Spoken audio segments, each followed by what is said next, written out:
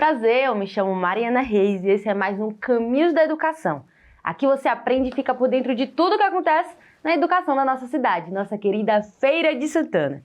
E no programa de hoje vamos falar sobre alfabetização e os desafios da aprendizagem no primeiro ano de vida escolar. Você já parou para pensar em como todo esse processo pode influenciar a trajetória de uma criança? E para conversar sobre esse tema, vamos receber uma convidada que atua diretamente na alfabetização e acompanha de perto a realidade das crianças e das famílias. Mas antes disso, vamos para o nosso Pausa na Dica. E agora é a hora do nosso Pausa na Dica, aquela ideia simples para fazer com as crianças em casa. E no nosso Pausa na Dica de hoje, a nossa brincadeira sugestiva é o Caça as Palavras ao Dia. Funciona assim: escolha um objeto ou uma palavra do cotidiano, como casa, bola ou mesa, e peça para a criança encontrar essa palavra em livros, placas, embalagens ou até escrever em um papel. Você também pode pedir para ela formar novas palavras com as letras ou criar frases simples. Essa atividade vai estimular a leitura, a escrita e o reconhecimento das palavras de forma leve e divertida. Gostou? Então fica a dica para fazer com toda a família. Lembrando que o importante é a gente ter qualidade de tempo com os nossos filhos. E voltando, agora vamos receber nossa convidada, a professora e alfabetizadora Daciele Cerqueira. Daciele é especialista em alfabetização e letramento, atua diretamente com o ensino de crianças e mantém um espaço pedagógico voltado para o processo de alfabetização, com uma abordagem leve, inclusiva e transformadora. Seja muito bem-vinda ao nosso programa, Daci. Obrigada, é um prazer estar aqui. Para começar, comece se apresentando para o pessoal que está em casa, quem é Daci, qual é a formação. Bom, meu nome é Daciele Cerqueira, como a Mari já falou. Eu sou pedagoga e sou especialista em alfabetização e letramento. Quem me levou a gostar dessa área de alfabetização e letramento foi uma professora na época, né, da faculdade, inclusive, que é a professora Priscila Brasileiro.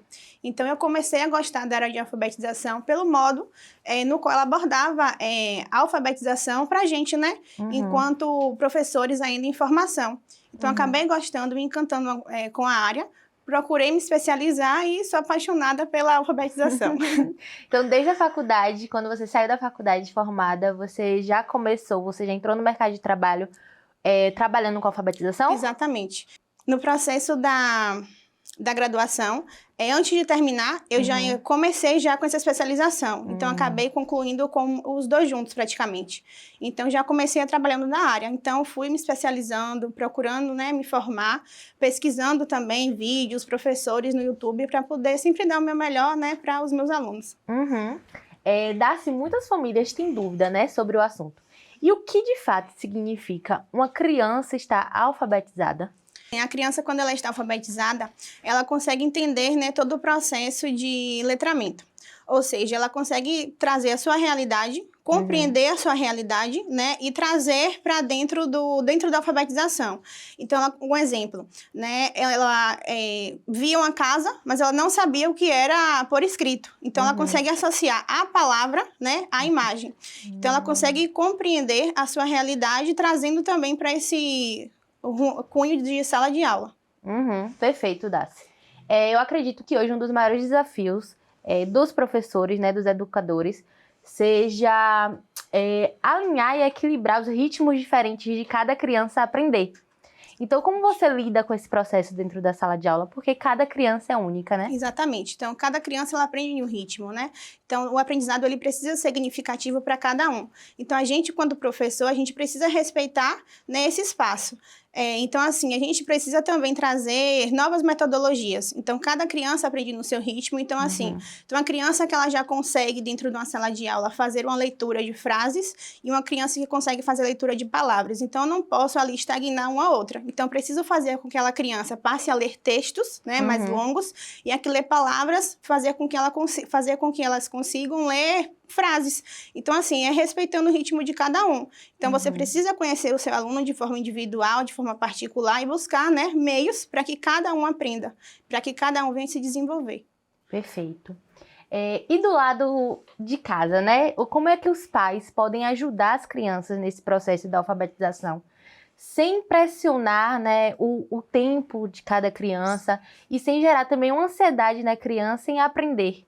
Então você, como profissional educadora, qual dica você daria aos pais para agregar nesse processo e não, vamos dizer assim, pressionar mesmo a criança, Sim, né? sim. Como eu sempre falo, para os pais, né, inclusive, eles precisam ter uma rotina com essa criança. Então, assim, ter um momento à noite, na hora de dormir, fazer uma leitura, ler as atividades, né, com paciência, com tranquilidade, para que esse aluno não se sinta pressionado, para que ele possa se sentir acolhido nesses momentos. Então, assim, é preciso um ambiente também dentro de casa, porque, assim, dentro da sala a gente consegue fazer esse trabalho.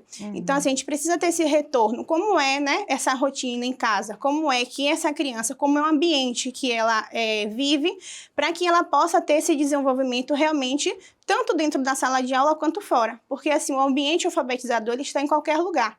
Né? Quando essa criança ela sai, né, que ela venha ler uma placa de ônibus, venha fazer uma leitura de um outdoor. Então, assim, a alfabetização ela está presente no nosso cotidiano. Então, é importante que esses pais criem essa rotina dentro de casa, né? Para que seja leve, para que seja tranquilo esse processo de alfabetização. Porque para a criança também é complicado, é tudo muito novo para ele. Sim. Se você também atende crianças neurodivergentes, né? Sim. Como adaptar o processo de alfabetização para respeitar essas individualidades? Então, assim, a gente, enquanto crianças neurodivergentes, a gente tem que ter um cuidado ainda maior, né? Porque tem crianças que o processo de alfabetização é um pouco mais demorado de uma criança que não é atípica. Então, assim, é você realmente conhecer o seu aluno, perceber o que é que ele gosta, né? Perceber as suas especificidades para que você consiga alfabetizar, né? Então, tem crianças que você consegue alfabetizar muito rápido, mas tem crianças que você consegue aquele processo de formiguinha. Sim. Então, assim, tem as suas dificuldades, mas também, né, tem seus sabores. Sim. E na sua experiência, o que mais dificulta o processo de aprendizagem hoje? É o comportamento, a rotina ou a tecnologia? Na verdade, assim, são diversos fatores, né? Então, assim, a gente também briga muito pela questão da tecnologia, porque é difícil a gente, enquanto professor, né, trazer coisas atrativas, até porque as telas são mais atrativas do que as aulas, né? Tem essa parceria que, infelizmente, né, está muito defasada, né? Tanto nas escolas particulares, tanto nas escolas públicas. O retorno de famílias, né? Aquela parceria de professor e pais, infelizmente, tem um dificultador muito grande. E assim, a gente saber lidar com diversos comportamentos dentro da sala, né? Muitas vezes a gente precisa parar diversas vezes para trazer essas questões comportamentais, né? Que não cabe também a nós, né? Já é um rumo de outras áreas. Daci, ao longo da sua trajetória, teve alguma história com um aluno que te marcou e que mostra o impacto da alfabetização na vida de uma criança? Teve uma criança específica quando eu estava estagiando, né? Ele é uma criança neurodivergente, então ele não conseguia, né, fazer as atividades assim corretamente, ele ficava muito ansioso. Então, assim, eu fui buscando meios para que ele pudesse estar colocando para fora, né, aquela ansiedade. Então, assim, ele, quando ele conseguia fazer as atividades, né, ele batia a palma, batia os pés e os outros colegas não compreendiam. Então, fui fazendo com que os colegas compreendessem também que essa era a forma dele aprender, né? Então, assim, tem esse dificultador também, né? Para que as outras crianças possam também acolher essa criança. Então, ele me marcou profundamente, porque, assim, quando chegou ao final do ano, ele já estava lendo, já estava, né, escrevendo corretamente. Então, para mim, foi um ponto muito positivo. Perfeito. Eu acredito que trabalhar com alfabetização em específico, né? Na verdade, a profissão do professor já é um dom, eu acredito. Mas quando a gente fala de alfabetização, é um divisor de águas, assim, na vida da pessoa, da criança mesmo, né? Porque é ali que a gente começa, como você falou, a enxergar o mundo de outra forma. E ali começa todo o processo de escolhas e de identificação para que aquela criança vai ser quando crescer, né? Isso. No início a gente falou que sua especialização é alfabetização e letramento, né? Você pode explicar para quem está em casa qual é a diferença? Então, assim, a alfabetização é o processo de ler e escrever. Já o letramento é quando a criança ela já desenvolveu essa habilidade de ler, né, e G escrever. Então, ela compreende essa leitura e essa escrita no seu cotidiano. Então, ela foi a um supermercado, como por exemplo, e aí ela consegue identificar, né, ela consegue compreender o valor de um produto, né, seja um arroz, um feijão. Então, o processo de letramento é você realmente compreender o processo, aquela realidade no seu cotidiano.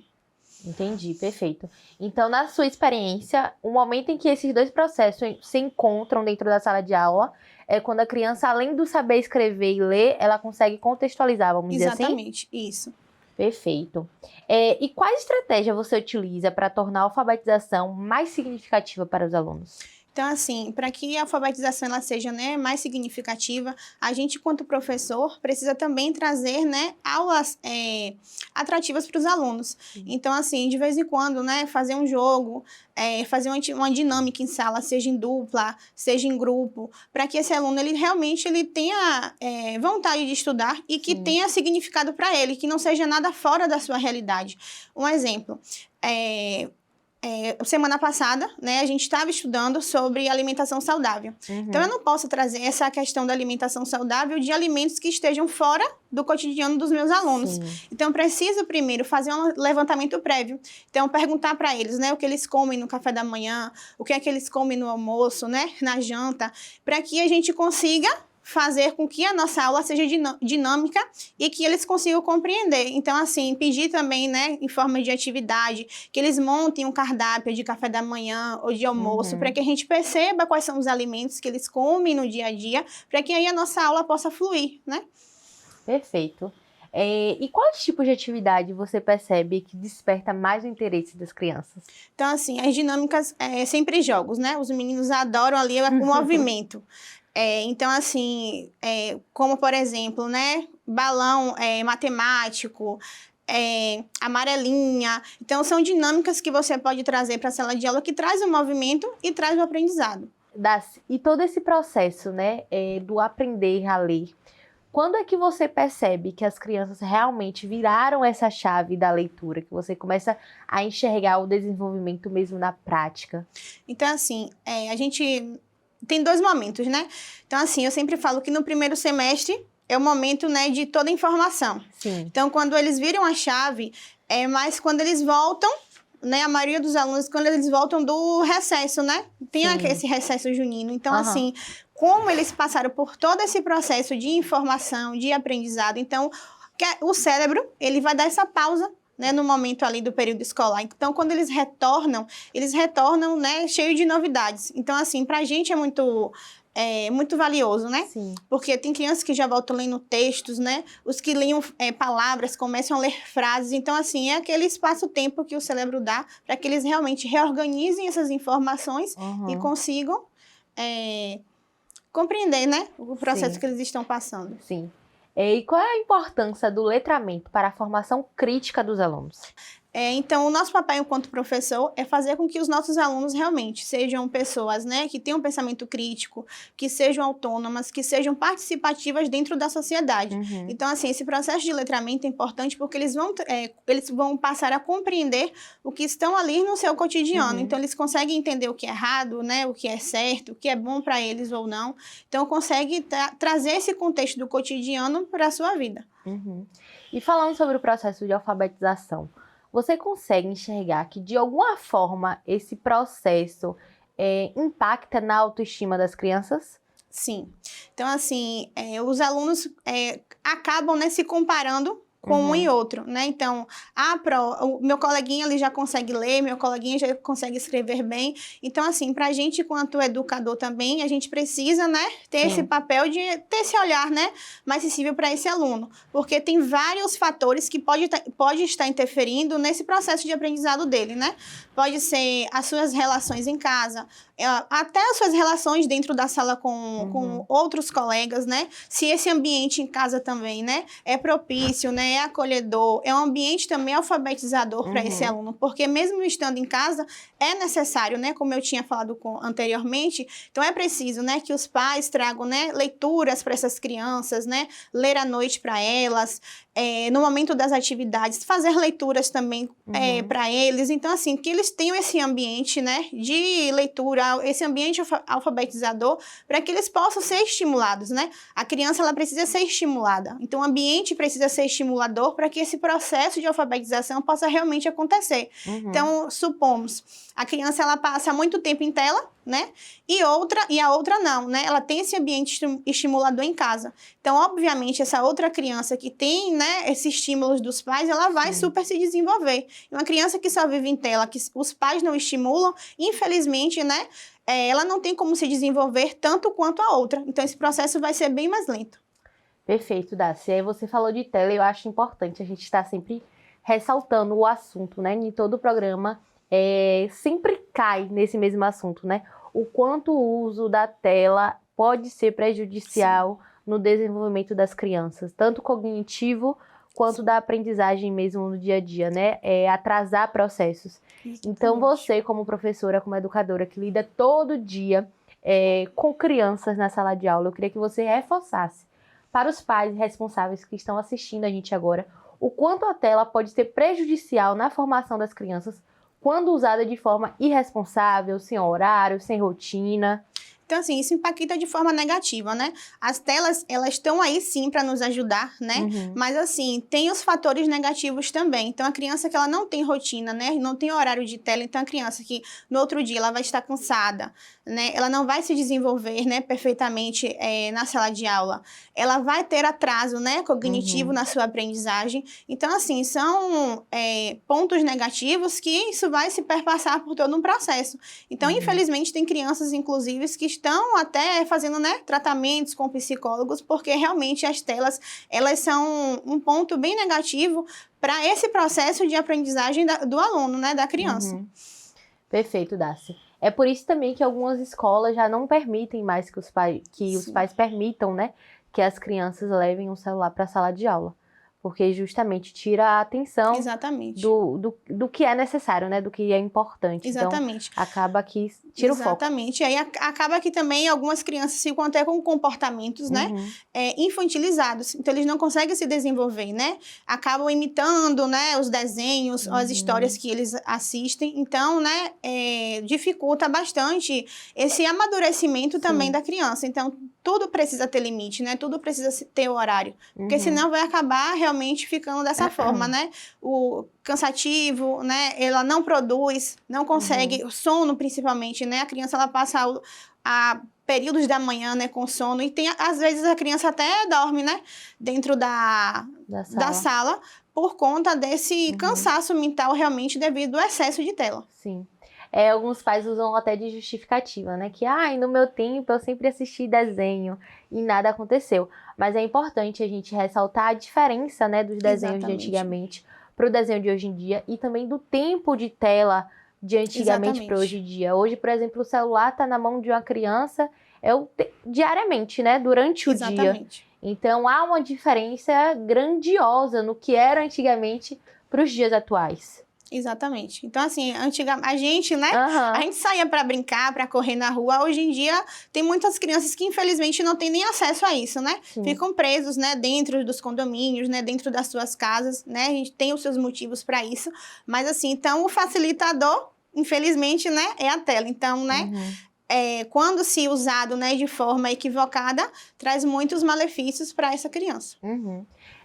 Voltando agora, Daci, um pouquinho para a questão do processo de alfabetização e letramento, você percebe mudanças no comportamento ou na participação dos alunos ao longo desse processo? Com certeza. Então, assim, algumas crianças que elas não compreendiam, né, determinadas coisas durante, né, ali as nossas aulas, então elas, quando começam a compreender, a participação começa a ser maior, né? Então, assim, esse aluno, ele começa a ficar, né, mais feliz, ele começa a ter mais autonomia, então a sua participação é muito válida dentro da sala de aula.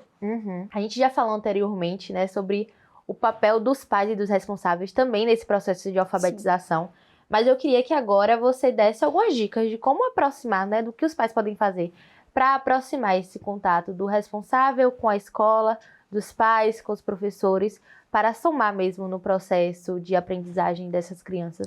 Então, assim, é você realmente entender, né, a rotina do seu filho.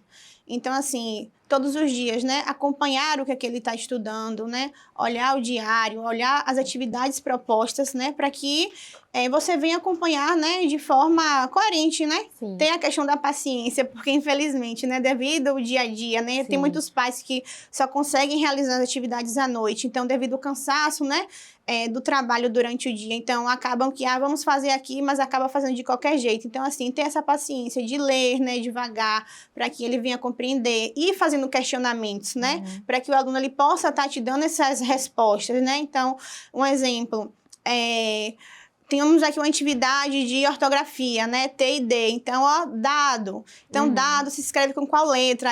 Você vai falar, né? A criança ele vai ouvir o som, ele vai compreender, ele vai te dar esse retorno. Então, ter esse cuidado realmente, ter essa paciência de ouvir também.